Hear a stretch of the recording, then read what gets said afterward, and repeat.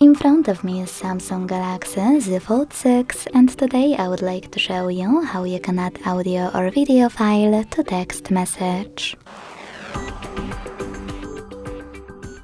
Begin by launching messages and selecting or creating a chat.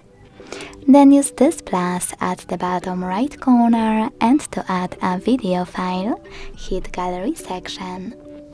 Then tap on your video over here, select Trim, adjust it and tap on Done. Let's try with a longer one.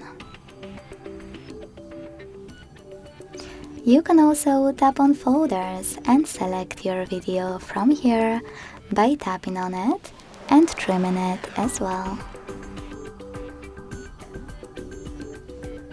To add an audio file though, select the same plus, hit Files and tap on Audio at the top. You can also pick one of those apps or select those three lines at the top left corner to pick one of those sources. Then hold your audio file and hit Select at the top right corner. Thanks so much for watching. If you enjoyed this video, leave a like, comment and subscribe. Bye!